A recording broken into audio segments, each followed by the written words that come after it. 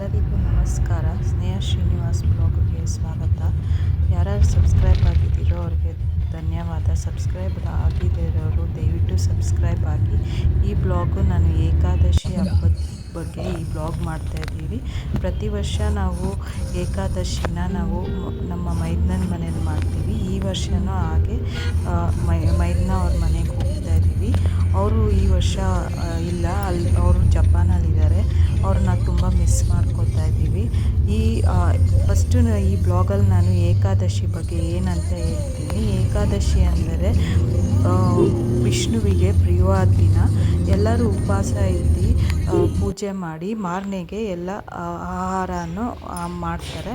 ಆದರೆ ನಾವು ಏಕಾದಶಿ ದಿನವೇ 11ನೆಯ ತಿಥಿ ಥರ ಸತ್ತವ್ರಿಗೆ ಎಡೆ ಇಡ್ತೀವಿ.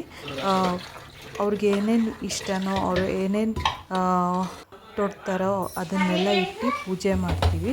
ಹಾಗೆ ಈ ಬ್ಲಾಗಲ್ಲಿ ನೀವೆಲ್ಲ ನೋಡ್ತೀರಾ. ಮತ್ತು ನಮ್ಮ ಮನೆಗೆ ಎಲ್ಲರೂ ಸೇರ್ತೀವಿ ಒಟ್ಟಿಗೆ. ನಮ್ಮ ರಿಲೇಟಿವ್ಸ್ ಆಗಲಿ ಎಲ್ಲರೂ ಬರ್ತಾರೆ ಹಬ್ಬಕ್ಕೆ. ಹಂಗೆ ನಾವು ಎಲ್ಲರೂ ಒಟ್ಟಿಗೆ ಕೆಲಸ ಮಾಡ್ತೀವಿ. ತರಕಾರಿ ಕುಯ್ಯೋದಿಂದಾಗಲಿ ಅಡುಗೆ ಮಾಡೋದಾಗಲಿ ಎಲ್ಲರೂ ಸೇರಿಕೊಂಡು ಖುಷಿಯಾಗಿ ಈ ಹಬ್ಬ ಮಾಡ್ತೀವಿ. ಈ ಹಬ್ಬದಿಂದ ನಮ್ಮ ಮಕ್ಕಳು ತುಂಬ ಕಲಿತಾರೆ.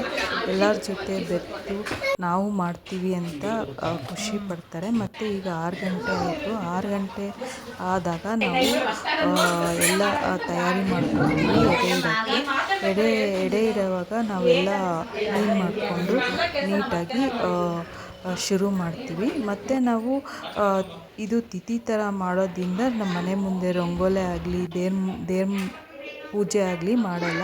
ಈ ಥರ ನಾವು ಪೂರ್ತಿ ಏನೇನು ಮಾಡಿರ್ತೀವೋ ಅದು ಎಡೆ ಇಡ್ತೀವಿ. ಇವ್ರು ಬಂದು ನಮ್ಮ ಮಾವನವರ ಅಪ್ಪ ಅಮ್ಮ.